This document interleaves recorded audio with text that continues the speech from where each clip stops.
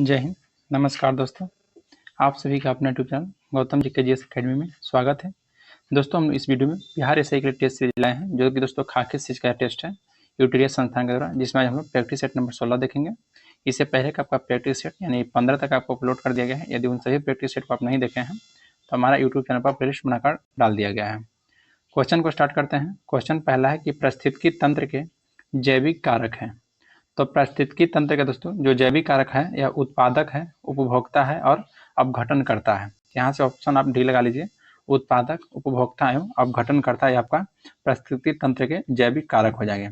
अगर पारिस्थितिकी तंत्र की खाद्य श्रृंखला में दोस्तों प्राथमिक उत्पादकों से लेकर उच्चतर उपभोक्ता तक उनको पोषी स्तर पाए जाते हैं, और खाद्य श्रृंखला का प्रत्येक पोषी स्तर एक पद कहलाता है। याद रखिएगा क्या कहलाता है, तो एक पद। नेक्स्ट क्वेश्चन पाते हैं। क्वेश्चन आपका दूसरा है कि कांडला निम्न में से किसके लिए प्रसिद्ध है। तो देखिए दोस्तों, जो कांडला है यह आपका निर्यात प्रसंस्करण क्षेत्र के लिए प्रसिद्ध है। कांडला किस लिए दोस्तों, तो निर्यात प्रसंस्करण क्षेत्र के लिए आपका प्रसिद्ध है। तो ऑप्शन सी आप यहाँ पे लगा सकते हैं। नेक्स्ट क्वेश्चन पाते हैं कि अफ्रीका का सर्वोच्च पर्वत शिखर माउंट किलिमंजारो अवस्थित है। बताइए दोस्तों, माउंट किलिमंजारो कहाँ में अवस्थित है। तो माउंट किलिमंजारो आपका तंजानिया में हो जाएगा, जो कि दोस्तों यह अफ्रीका महादेश का सर्वोच्च पर्वत शिखर के रूप में जाना जाता है, माउंट किलिमंजारो। याद रखिएगा। अगर दोस्तों यहाँ से अगर दक्षिण अमेरिका का पूछेगा सर्वोच्च पर्वत, तो हो जाएगा दोस्तों सैलेडो। पूरा नाम है ओजस डेल सैलेडो। अगर उत्तरी अमेरिका का कहेगा दोस्तों तो माउंट मैकिनले हो जाएगा। यूरोप महादेश का कहेगा तो दोस्तों एलब्रूस हो जाएगा, एलब्रूस। नेक्स्ट क्वेश्चन पाते हैं। क्वेश्चन आपका 4 है कि निम्नलिखित विशेषताओं के आधार पर खनिज का पहचान करना है, जिसमें दोस्तों आपका पहला कथन दे रहा है कि भारत इसके लगभग 95% भंडार उड़ीसा, झारखंड, छत्तीसगढ़, कर्नाटक, गोवा में पाए जाते हैं। नेक्स्ट है दोस्तों कि प्रमुख खदान नोवामुंडी, बैलाडीला, कुद्रेमुख और बलारी जैसे क्षेत्र में स्थित है।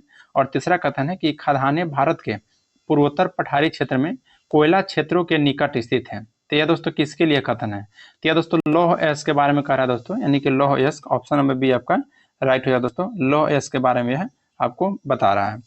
नेक्स्ट पाते हैं।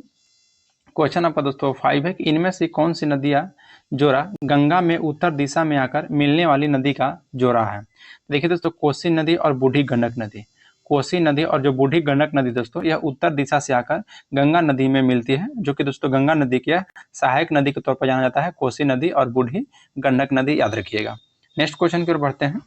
क्वेश्चन नंबर आपका 6 है कि मौसम एवं उसकी बनावट में परिवर्तन इस कारण होता है।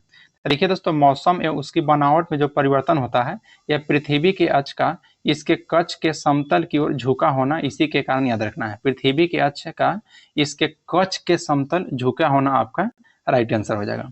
नेक्स्ट क्वेश्चन पाते हैं कि भारत का अपना पड़ोसी देश के साथ अंतर्राष्ट्रीय सीमा की लंबाई के अनुसार आरोही क्रम कौन सा है।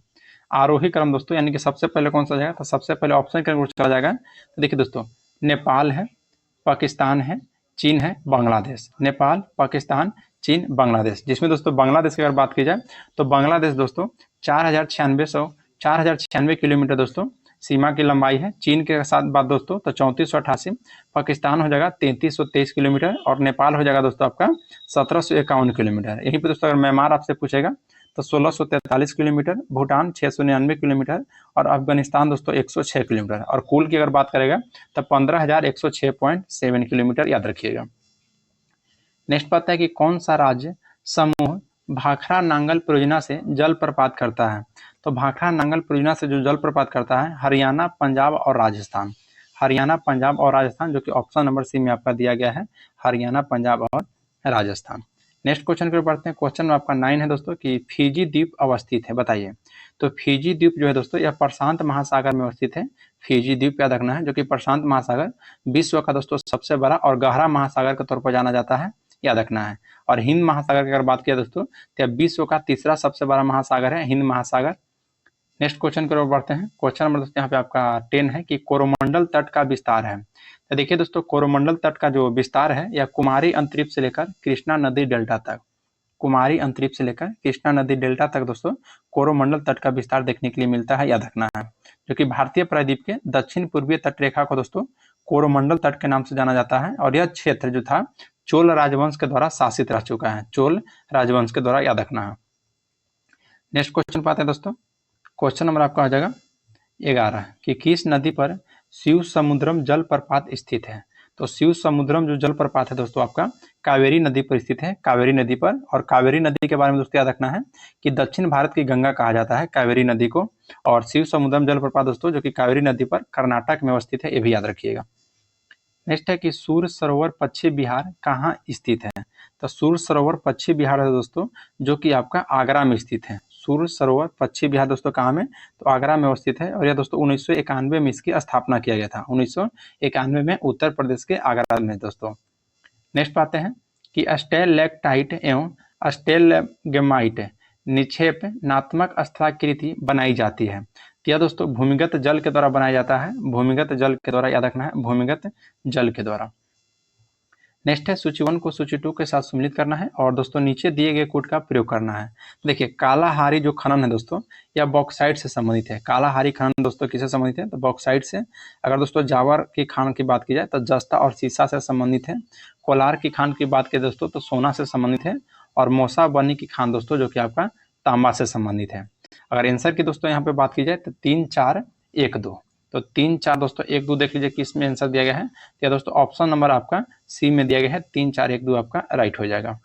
क्वेश्चन नंबर आपका दोस्तों 15 है कि गुप्त काल में भूमि राजस्व की दर क्या थी। तो देखिए दोस्तों गुप्त काल में जो भूमि राजस्व की दर था दोस्तों वह 1/6 भाग। गुप्त काल में याद रखना है कि भूमि राजस्व की दर क्या थी, तो 1/6 भाग था दोस्तों, 1/6 याद रखिएगा। नेक्स्ट है कि दिल्ली में किस सुल्तान ने स्वयं को नायब ए खुदाई कहा था। तो नायब ए खुदाई दोस्तों स्वयं को कहने वाला शासक था दिल्ली का दोस्तों बलबन। बलबन याद रखना है, बलबन जिन्होंने दोस्तों रक्त और लौह नीति को प्रतिपादन किया था, याद रखना है बलबन के द्वारा लौह एवं रक्त नीति का। और बलबन ने दोस्तों नौरोज का त्यौहार, सिजदा और पैगोस प्रथा ये सभी लागू किया है बलबन। नेक्स्ट पाते हैं दोस्तों कि मीर कासिम ने अपनी राजधानी मुर्शिदाबाद से कहाँ स्थानांतरित किया था। तो मीर कासिम के द्वारा दोस्तों मुर्शिदाबाद से मुंगेर, मुर्शिदाबाद से दोस्तों मुंगेर स्थापित किया गया था, याद रखना है मुर्शिदाबाद से मुंगेर। अगर बंगाल की राजधानी के दोस्तों क्रम वाइज अगर बात की जाए तो सबसे पहले बंगाल की राजधानी जब मुगलों का अधीन हुआ करता था तो दोस्तों ढाका हुआ करता था राजधानी। फिर दोस्तों जैसे ही स्वतंत्र बंगाल की स्थापना होता है तो दोस्तों मुर्शिदाबाद राजधानी होता है। फिर दोस्तों जैसे ही मीर कासिम अपना शासक बनते हैं वहाँ का बंगाल का, तो इन्होंने राजधानी दोस्तों मुर्शिदाबाद लाते हैं। यानी कि दोस्तों ढाका, मुर्शिदाबाद और मुंगेर 3 जगह राजधानी रहा है। नेक्स्ट है दोस्तों कि विजयनगर के राजा कृष्णदेव राय ने गोलकुंडा का युद्ध किस राजा के साथ लड़ा था। तो देखिए दोस्तों गोलकुंडा को जो युद्ध हुआ था विजयनगर के राजा कृष्णदेव राय थे और दोस्तों कुल्लू कुतुब शाह थे, कुल्लू कुतुब शाह, यानी कि ऑप्शन नंबर ए आपका राइट हो जाएगा। नेक्स्ट पाते हैं क्वेश्चन नंबर दोस्तों यहाँ पे आपका 19 है कि असहयोग आंदोलन के संबंध में निम्नलिखित कथन में कौन सा कथन सही नहीं, मतलब दोस्तों कौन सा कथन आपका गलत है। पहला कथन दोस्तों बोल रहा है कि जलियांवाला बाग नरसंहार के कारण महात्मा गांधी ने इस आंदोलन को स्थगित किया था। नहीं दोस्तों, असहयोग आंदोलन का दोस्तों जो स्थगन के कारण की बात की जाए तो चौरी चौरा घटनाकांड, जो कि दोस्तों चौरी चौरा घटनाकांड होता है 4 या 5 फरवरी को दोस्तों, इसी कारण गांधी जी ने असहयोग आंदोलन को वापस लिए थे। यानी कि दोस्तों पहला ही कथन है जो कि आपका दोस्तों गलत है। बाकी याद रखना दोस्तों असहयोग आंदोलन से कि 1920 में शुरू हुआ था और दोस्तों 1922 में समाप्त हुआ था। फिर दोस्तों बारदौली प्रस्ताव में गांधी जी ने इस आंदोलन को वापस लेने की भी घोषणा की है। बारदौली प्रस्ताव में बिल्कुल सही बात है। और इस आंदोलन में मुस्लिम समुदाय ने व्यापक स्तर पर दोस्तों इसमें भाग लिया था। चलिए नेक्स्ट क्वेश्चन पाते हैं। क्वेश्चन आपका 20 है कि अशोक के संबंध में निम्नलिखित कथन पर विचार करना है, जिसमें दोस्तों पहला कथन है कि अशोक पहला ऐसा शासक था जिसने अभिलेखों के द्वारा जनता तक अपना संदेश पहुंचाने की कोशिश किया था। बिल्कुल सही बात है दोस्तों, अशोक पहला ऐसा शासक हुआ था जो कि अभिलेखों के द्वारा जनता तक दोस्तों अपना संदेश पहुंचाने की कोशिश किया था। और अशोक के ज्यादातर अभिलेख दोस्तों खरोष्ठी लिपि में, नहीं दोस्तों गलत है। देखिए अशोक का ज्यादातर अभिलेख जो था या दोस्तों प्राकृतिक भाषा और ब्राह्मणी भाषा में लिखा गया था, न कि खरोष्ठी लिपि में, यानी कि दूसरा कथन गलत हो जाएगा। नेक्स्ट है कि अशोक ने अपने एक अभिलेख में कलिंग युद्ध का वर्णन किया था। बिल्कुल सही बात है दोस्तों, अशोक ने अपना जो 13वां शिलालेख था ना 13वां, उसी में दोस्तों कलिंग युद्ध का वर्णन किया गया था। यानी कि दोस्तों पहला और तीसरा कथन सत्य है, तो ऑप्शन यहाँ पे आप डी लगा सकते हैं, सी। नेक्स्ट बात है कि महात्मा गांधी द्वारा 1940 में प्रारंभ किए गए व्यक्तिगत सत्याग्रह के तीसरे सत्याग्रही कौन थे। तो तीसरे दोस्तों ब्रह्मदत्त थे। तीसरे कौन थे, ब्रह्मदत्त। पहला कहेगा दोस्तों तो विनोबा भावे और दूसरा कहेगा दोस्तों तो जवाहरलाल नेहरू थे, लेकिन तीसरा पूछ रहा है तो तीसरा हो जाएंगे ब्रह्मदत्त, याद रखिएगा। क्वेश्चन दोस्तों आपका 22 का रहा है कि नवपाषाण काल के औजारों के संबंध में निम्नलिखित कथन पर विचार कीजिए, जिसमें पहला कथन रहा है कि औजार पॉलिश किए जाते थे। दोस्तों नवपाषाण काल के जो औजार हुआ करता था इसको पॉलिश किया जाता था, बिल्कुल सही बात है। नेक्स्ट है दोस्तों कि इस अवधि में ओखल और मूसल का उपयोग अनाज को पीसने के लिए किया जाता था। ये भी कथन सही है दोस्तों, इस अवधि में ओखल और मूसल का जो उपयोग किया जाता था या दोस्तों अनाज को पीसने के लिए किया जाता था, यानी कि ऑप्शन नंबर दोस्तों 2 सी हो जाएगा, पहला और दूसरा दोनों सत्य है आपका। नेक्स्ट है कि 1919 में खिलाफत समिति का गठन कहाँ किया गया था। तो देखिए दोस्तों 1919 में जो खिलाफत समिति का गठन किया गया था या दोस्तों बम्बई में किया गया था, बम्बई में। नेक्स्ट पाते हैं, सूफी संत और उनके विभिन्न सिलसिलों के संबंध में कौन सा विकल्प सही है। पहला दोस्तों प्रमुख संत जिसका नाम है शेख निजामुद्दीन औलिया, तो यह दोस्तों चिश्ती संप्रदाय से संबंधित है, चिश्ती संप्रदाय से शेख निजामुद्दीन औलिया। अगर दोस्तों बहाउद्दीन जकारिया की बात की जाए तो यह दोस्तों सुहरावर्दी संप्रदाय से हैं। मियाँ मीर की दोस्तों बात की जाए तो यह दोस्तों कादरी संप्रदाय से हैं, कादरी। और अहमद सरहिंदी की अगर बात की जाए तो यह दोस्तों नक्शबंदी संप्रदाय से है, याद रखना है। एक बार फिर से, शेख निजामुद्दीन औलिया हो जाएंगे चिश्ती संप्रदाय, बहाउद्दीन जकारिया सुहारावर्दी, मियाँ मीर दोस्तों कादरी और अहमद सरहिंदी नक्शबंदी, यानी कि 3 2 1 4। तो 3 2 1 4 दोस्तों, जो कि ऑप्शन नंबर आपका बी दिया गया है, तो ऑप्शन बी ही आपका राइट हो जाएगा। नेक्स्ट क्वेश्चन पाते हैं, क्वेश्चन है दोस्तों 25 कि निम्नलिखित कथन में कौन सा कथन असत्य है। जिसमें दोस्तों पहला कथन है कि रॉबर्ट क्लाइव बंगाल के प्रथम गवर्नर जनरल थे। नहीं दोस्तों, प्रथम गवर्नर थे ना कि गवर्नर जनरल थे, प्रथम गवर्नर जनरल क्या है दोस्तों, तो वारेन हेस्टिंग्स थे, याद रखिएगा। यानी कि पहला कथन आपका गलत हो जाएगा, यानी कि असत्य, और असत्य को ही चुनना था। बाकी याद रखना है कि दोस्तों विलियम बेंटिंक जो कि भारत के प्रथम गवर्नर जनरल थे, सही बात है। और लॉर्ड कैनिंग जो कि भारत के प्रथम वायसराय हुए, और श्री राजगोपालाचारी दोस्तों स्वतंत्र भारत के पहले भारतीय गवर्नर जनरल हुए थे, ये भी सही है। नेक्स्ट पाते हैं, सूची 1 को सूची 2 के साथ सम्मिलित करना है दोस्तों। सीमांत गांधी, तो सीमांत गांधी के नाम से दोस्तों याद रखना है खान अब्दुल गफ्फार खान को जाना जाता है, खान अब्दुल गफ्फार खान को।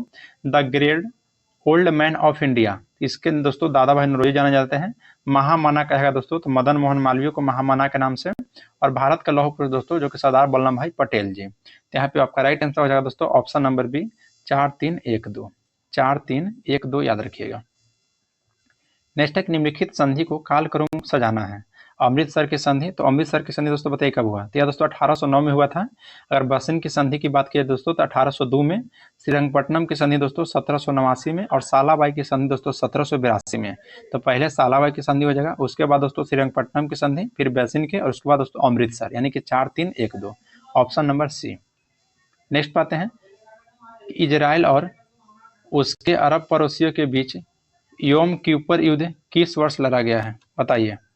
या दोस्तों किस वर्ष लड़ा गया है, या दोस्तों अक्टूबर 1973 में, अक्टूबर 1973 में। क्वेश्चन नंबर आपका 29 है कि केंद्रीय बजट 25-26 में प्रभावी राजस्व घाटा कितना रहने का अनुमान है, बताइए कितना रहने का दोस्तों यह अनुमान है। तो आपका राइट आंसर हो जाएगा दोस्तों 29 का 0.3%, 0.3%। नेक्स्ट पाते हैं कि यूक्रेन ने रूस पर अब तक सबसे बड़ा हमला किया है, इस हमले को यूक्रेन ने दोस्तों क्या नाम दिया है। तो वेब स्पाइडर वेब दोस्तों, सॉरी स्पाइडर वेब, यानी कि ऑपरेशन स्पाइडर वेब नाम दिया है, जो कि यूक्रेन ने दोस्तों रूस पर अब तक का सबसे बड़ा हमला हुआ है, याद रखना है, तो स्पाइडर वेब के नाम से। नेक्स्ट पाते हैं कि रॉयल चैलेंजर्स बेंगलुरु ने अपना पहला खिताब किस टीम को हराकर अपना नाम किया है। क्या दोस्तों किंग्स 11 पंजाब, किंग्स 11 पंजाब याद रखना है, किंग्स 11 पंजाब। नेक्स्ट पाते हैं क्वेश्चन 32 है कि राफेल लड़ाकू विमान के उत्पादन के लिए फ्रांस के डसॉल्ट एविएशन ने टाटा एडवांस सिस्टम लिमिटेड के साथ मिलकर भारत में कहां पर उत्पादन इकाई लगाने की घोषणा किया है। तो यह दोस्तों याद रखना है किंग्स 11 पंजाब को तो आपको हो गया था, लेकिन इसका राइट आंसर की बात की जाए तो दोस्तों हैदराबाद हो जाएगा, हैदराबाद, यानी कि ऑप्शन नंबर बी। नेक्स्ट है कि प्रधानमंत्री के आर्थिक सलाहकार परिषद का अध्यक्ष किसे नियुक्त किया गया है। तो दोस्तों याद रखना है एस महेंद्रन देव को, प्रधानमंत्री के जो आर्थिक सलाहकार परिषद का अध्यक्ष नियुक्त किया गया है एस महेंद्रन देव को, याद रखना है एस महेंद्र देव को। नेक्स्ट क्वेश्चन पाते हैं कि शेर ए कश्मीर कृषि विज्ञान और प्रौद्योगिकी विश्वविद्यालय ने पशु जैव प्रौद्योगिकी के प्रोफेसर डॉक्टर रियाज अहमद शाह के नेतृत्व में विशेषज्ञों की एक टीम ने भारत की पहली जीन संपादित बनाकर एक महत्वपूर्ण सफलता हासिल किया है। कि दोस्तों भेड़ के जीन बनाया था, भेड़ के, याद रखना है भेड़ का, यानी कि दोस्तों ऑप्शन नंबर बी आपका यहाँ पे राइट हो जाएगा। नेक्स्ट क्वेश्चन पाते हैं, क्वेश्चन नंबर 35 है कि यूनाइटेड किंगडम ने चागोस द्वीप मॉरिशस को सौंपने के लिए समझौता किया है? तो चागोस द्वीप समूह की अवस्थिति किस महासागर में है? तो चागोस द्वीप जो है दोस्तों यह हिंद महासागर में, याद रखना है, हिंद महासागर में। क्वेश्चन है 36 कि राष्ट्रपति द्रौपदी मुर्मू ने पूर्व रक्षा सचिव डॉक्टर अजय कुमार को किस संवैधानिक निकाय का नया अध्यक्ष नियुक्त किया है? क्या दोस्तों संघ लोक सेवा आयोग, संघ लोक सेवा आयोग। नेक्स्ट बात है कि पाकिस्तान ने बाहर पर कई ड्रोन और मिसाइलें दागी। पाकिस्तान की यह कार्रवाई कथित तौर पर भारत के खिलाफ अभियान के तहत किया गया था। बताइए किस अभियान के तहत किया गया था? क्या दोस्तों ऑपरेशन बुनियान अल मरसूस के द्वारा, ऑपरेशन बुनियान अल मरसूस के द्वारा, यानी कि ऑप्शन नंबर ए आपका राइट हो जाएगा। क्वेश्चन नंबर आपका 38 है कि कर्नल सोफिया कुरैशी और किसने संयुक्त रूप से भारत के ऑपरेशन सिंधु पर मीडिया ब्रीफिंग का नेतृत्व किया था? बताइए दोस्तों। तो आपका राइट आंसर हो जाएगा दोस्तों wing commander Vyomika Singh. Wing commander दोस्तों व्योमिका सिंह के साथ याद रखिएगा, कर्नल सोफिया कुरैशी और दोस्तों विंग कमांडर जो कि व्योमिका सिंह थे, जिन्होंने भारत ऑपरेशन सिंधु पर मीडिया ब्रीफिंग के नेतृत्व किए थे। नेक्स्ट पाते हैं कि विश्व प्रेस स्वतंत्रता सूचकांक 2025 में भारत का स्थान क्या है? तो विश्व प्रेस स्वतंत्रता सूचकांक में दोस्तों भारत का स्थान पूछेगा 25 में, तो 151वां है, 151वां। नेक्स्ट पाते हैं कि सार्वजनिक क्षेत्र का बैंक जो कि बैंक ऑफ महाराष्ट्र ने किस ट्रेन में देश का पहला एटीएम लगाया है? तो दोस्तों पंचवटी एक्सप्रेस में, पंचवटी एक्सप्रेस में दोस्तों जो कि बैंक ऑफ महाराष्ट्र के द्वारा देश का पहला एटीएम लगाया गया है, याद रखिएगा। नेक्स्ट है कि अंतर्राष्ट्रीय सौर गठबंधन के साथ कंट्री पार्टनरशिप फ्रेमवर्क पर हस्ताक्षर करने वाला पहला अफ्रीकी देश बन गया है। तो पहला अफ्रीकी देश दोस्तों कौन सा बन गया है? तो दोस्तों मॉरिशस बन गया है। पहला अफ्रीकी देश दोस्तों मॉरिशस बन गया है।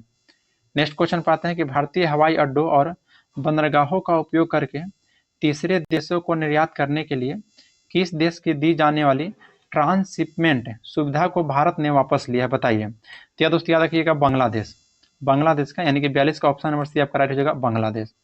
नेक्स्ट क्वेश्चन पाते हैं, क्वेश्चन नंबर 43 है कि भारत के किस हस्ती को लिस्बन शहर के सिटी ऑफ ऑनर से सम्मानित किया है? सिटी ऑफ ऑनर से दोस्तों सम्मानित जो किया है द्रौपदी मुर्मू, द्रौपदी मुर्मू, यानी कि ऑप्शन सी हो जाएगा दोस्तों द्रौपदी मुर्मू ने। नेक्स्ट पाते हैं, क्वेश्चन आपका 44 है दोस्तों कि चौथा भारत अमेरिका त्रिसेवा संयुक्त अभ्यास टाइगर ट्रायम्फ 2025 का आयोजन कहाँ किया गया है? तो यह आयोजन दोस्तों विशाखापत्तनम में किया गया है, विशाखापत्तनम, यानी कि ऑप्शन ए हो जाएगा। क्वेश्चन है 45 कि प्रत्येक वर्ष 21 जून को अंतर्राष्ट्रीय योग दिवस मनाया जाता है। वर्ष 2025 अंतर्राष्ट्रीय योग दिवस का थीम क्या था? तो इसका थीम था दोस्तों कि एक पृथ्वी एक स्वास्थ्य के लिए योग, एक पृथ्वी एक स्वास्थ्य के लिए योग था दोस्तों अंतर्राष्ट्रीय योग दिवस को, याद रखना, जो कि 21 जून को मनाया गया है। नेक्स्ट बात है दोस्तों कि सरस्वती सम्मान 2024 किसे प्रदान करने की घोषणा किया गया था? तो दोस्तों यह याद रखना है कि साधु भद्रेश दास जी को सरस्वती सम्मान 2024 जो प्रदान करने की घोषणा किया गया है साधु भद्रेश दास जी को, साधु भद्रेश दास जी को। नेक्स्ट क्वेश्चन पाते हैं, क्वेश्चन आपका दोस्तों 47 है कि निम्नलिखित में से कौन सा अनुच्छेद मानव के दुर्व्यापार और बंधुआ मजदूर पर रोक से संबंधित है? तो मानव के दुर्व्यापार और बंधुआ मजदूर के दोस्तों जो रोक से संबंधित है अनुच्छेद 23 के क्लॉज 1 हो जाएगा, अनुच्छेद 23 का क्लॉज 1। क्वेश्चन आपका 48 है कि यदि कोई व्यक्ति ऐसे पद पर नियुक्त हो गया जिस पर उसका कोई कानूनी हक नहीं है तो ऐसे स्थिति में न्यायालय कौन सा रिट जारी करेगा? तो दोस्तों अधिकार परीक्षा जारी किया जाएगा, अधिकार परीक्षा जारी किया जाएगा न्यायालय के द्वारा, याद रखना है अधिकार परीक्षा। नेक्स्ट पाते हैं कि निम्नलिखित कथन पर विचार कीजिए, जिसमें दोस्तों पहला कथन है कि कानून बनाना केवल एक विधायी प्रक्रिया ही नहीं बल्कि दोस्तों राजनीतिक प्रक्रिया भी है। बिल्कुल सही बात है दोस्तों, कानून बनाना केवल विधायी प्रक्रिया नहीं बल्कि दोस्तों राजनीतिक प्रक्रिया भी है। और मंत्री के अतिरिक्त कोई और सदस्य विधेयक पेश करे तो ऐसे विधेयक को निजी विधेयक कहते हैं, ये भी कथन सही है। यानी कि दोस्तों ऑप्शन नंबर आपका सी आपका राइट हो जाएगा, ऑप्शन नंबर सी आपका राइट हो जाएगा, यानी कि ऑप्शन नंबर सी। नेक्स्ट पाते हैं कि भारतीय संविधान को औपचारिक रूप से कब लागू किया गया था? तो भारतीय संविधान को दोस्तों जो औपचारिक रूप से लागू किया गया था 26 जनवरी 1950 को, 26 जनवरी 1950 को याद रखना है, 26 जनवरी 1950 को दोस्तों लागू किया गया था। नेक्स्ट पाते हैं कि निम्नलिखित में से कौन सा कथन असत्य है? पहला कथन है कि 1960 में बम्बई से अलग कर महाराष्ट्र और गुजरात बना था, बिल्कुल सही बात है दोस्तों। नेक्स्ट है कि मणिपुर से अलग करके 1972 में मेघालय राज्य बनाया गया था, नहीं दोस्तों गलत है, गलत है, यानी कि आपका ऑप्शन आपका बी ही हो जाएगा, जो कि यह दोस्तों कथन आपका गलत है। बाकी याद रखना है कि नागालैंड की गठन दोस्तों 1963 में और मिजोरम और अरुणाचल प्रदेश को 1987 में और गोवा भी दोस्तों साथ में राज्य बना था। नेक्स्ट पाते हैं, क्वेश्चन है कि इंदिरा गांधी से संबंधित निम्नलिखित कथन में कौन सा कथन असत्य है। तो पहला कथन दे रहा है दोस्तों कि यह 1967 से 1977 तक और फिर 1980 से 1984 तक भारत के प्रधानमंत्री रहे। बिल्कुल सही बात है। नेक्स्ट बात है दोस्तों कि इंदिरा गांधी को सरकार की शुरुआती समय में रुपये का अवमूल्यन हुआ था, ये भी सही है। फिर है कि इन्होंने गरीबी हटाओ का नारा दिया था, बिल्कुल सही बात है, यानी कि दोस्तों ऑप्शन डी हो जाएगा, जो कि आपको गलत है, क्योंकि दे रहा है कि लाल बहादुर शास्त्री के मंत्रिमंडल में इन्होंने विदेश मंत्रालय प्रभार संभाला था, लाल बहादुर शास्त्री, जो कि यही दोस्तों आपका कथन गलत हो जाएगा, याद रखना है, यानी कि ऑप्शन डी। नेक्स्ट पाते हैं, क्वेश्चन आपका 53 कि निम्नलिखित में से कौन भारतीय संविधान की प्रारूप समिति के सदस्य नहीं थे। तो प्रारूप समिति के सदस्य कौन नहीं थे दोस्तों, तो doctor HP. Modi, doctor HP. Modi जो कि यह नहीं थे। नेक्स्ट पाते हैं कि प्राकृतिक पर्यावरण की रक्षा करें और उसका संवर्धन करें। उपबंध निम्नलिखित में से यह किस में संबंधित है। तो यह दोस्तों मूल कर्तव्य से संबंधित है, मूल कर्तव्य से। नेक्स्ट पाते हैं कि 1976 का 40वां संशोधन अधिनियम भारत के संविधान के किस अनुच्छेद पर लागू किया गया है। पता है दोस्तों, अनुच्छेद 297 पर, अनुच्छेद 297 पर दोस्तों जो 40वां संविधान अधिनियम लागू किया गया है, अनुच्छेद 297 पर।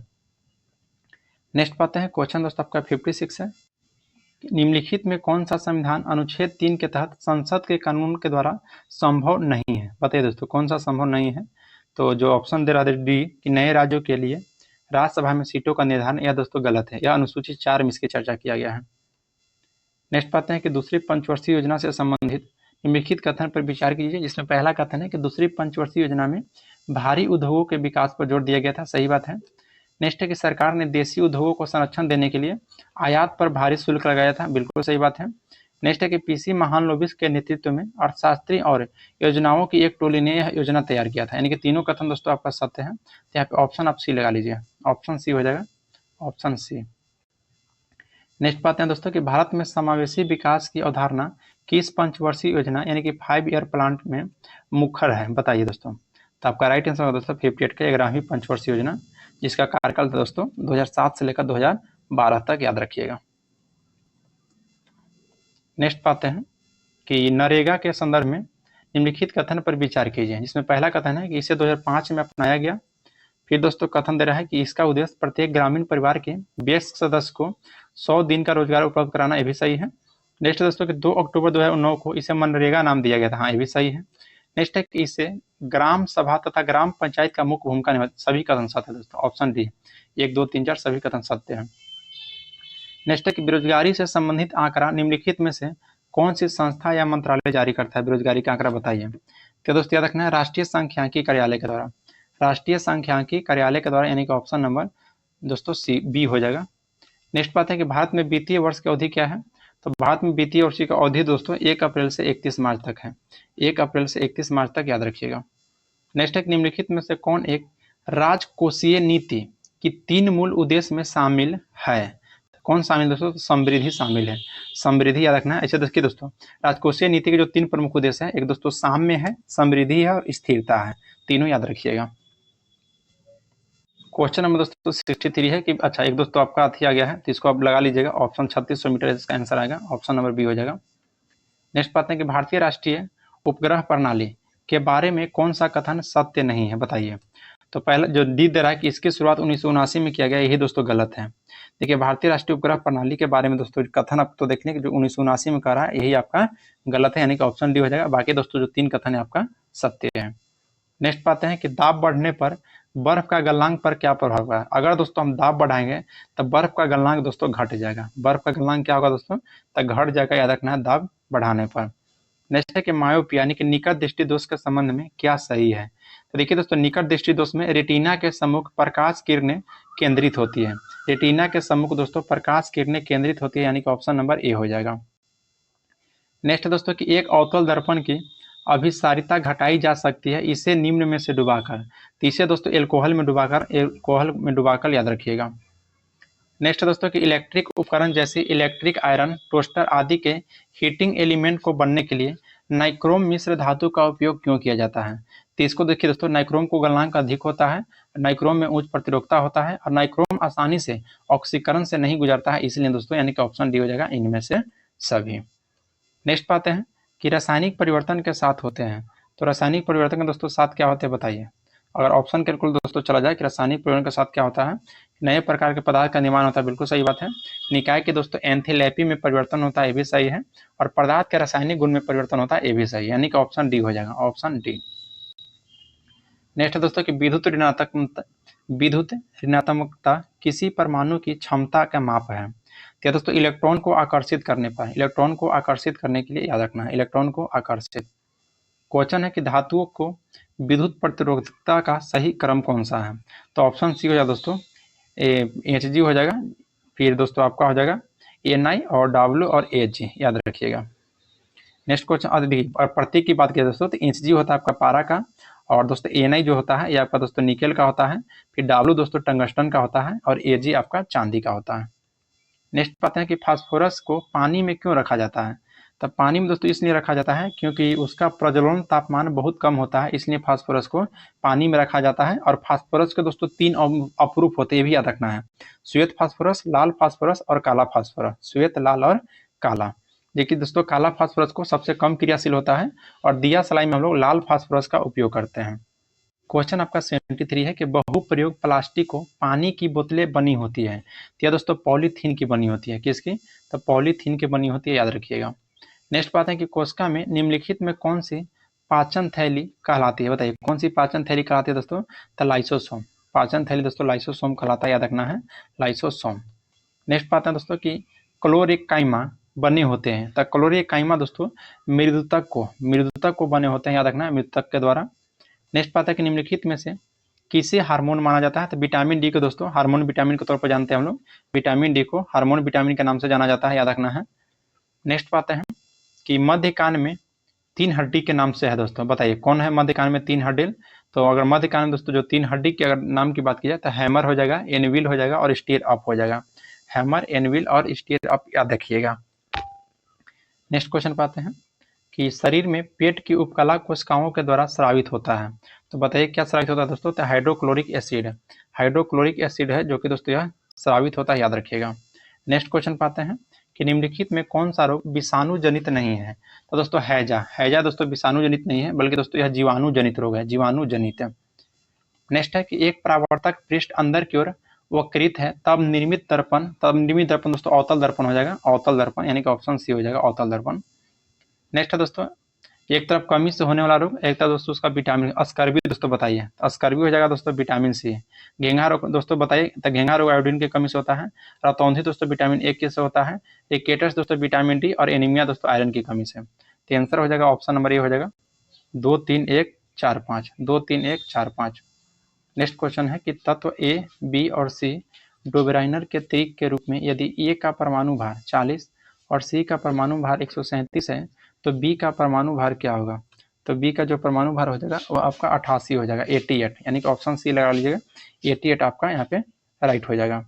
नेक्स्ट क्वेश्चन पाते हैं, क्वेश्चन नंबर दोस्तों आपका 83 है कि वेदोक्त शब्द का संधि विच्छेद है, तो वेदोक्त शब्द का संधि विच्छेद दोस्तों वेद प्लस उक्त है, वेद प्लस उक्त। नेक्स्ट है कि मृग नयनी में कौन सा समास है, तो मृग नयनी में दोस्तों कर्मधारय हो जाएगा, कर्मधारय।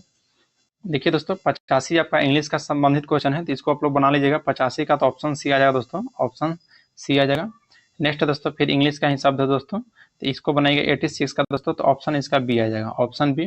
नेक्स्ट पाते हैं क्वेश्चन 87 है कि भारत का 13वां प्रमुख बंदरगाह तो दोस्तों कौन हो गया है, तो बंधावन, बंधावन दोस्तों भारत का 13वां प्रमुख बंदरगाह हो गया, सबसे नवीनतम है। नेक्स्ट पाते हैं दोस्तों क्वेश्चन नंबर आपका 88 है, क्वेश्चन 88 है कि निम्न में से किन्हें आधुनिक भारत का प्रथम राष्ट्रवादी कवि माना जाता है। आधुनिक भारत के दोस्तों प्रथम जो राष्ट्रवादी कवि माना जाता है वो दोस्तों हेनरी डेरोजियो को, हेनरी डेरोजियो, याद रखिएगा।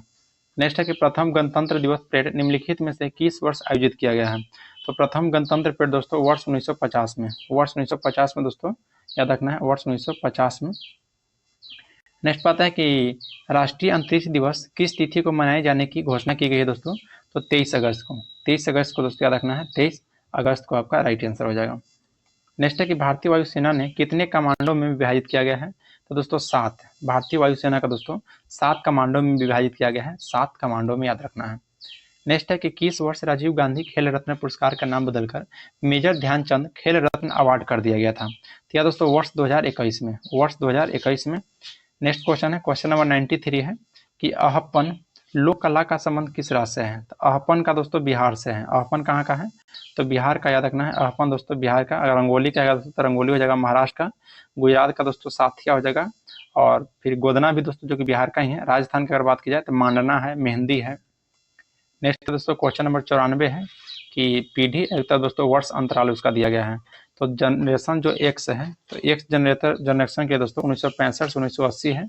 वाई जनरेशन के लिए दोस्तों क्या हो जाएगा? तो वाई जनरेशन के दोस्तों 1981 से 86। और जेड जनरेशन के लिए हो जाएगा आपका दोस्तों 1997 से 2010। और आपका 3 यानी कि दोस्तों अल्फा जनरेशन आ जाएगा आपका 2010 से 2024, यानी कि 2 4 1 3 हो जाएगा। 2 4 1 3 जो कि ऑप्शन नंबर सी। नेक्स्ट दोस्तों यहाँ से मैथ है तो मैथ को आप लोग बना लीजिएगा। तो इसको अगर दोस्तों आप मैथ को बनाते हैं तो 4995 इसका आंसर आएगा, यानी कि ऑप्शन नंबर सी हो जाएगा।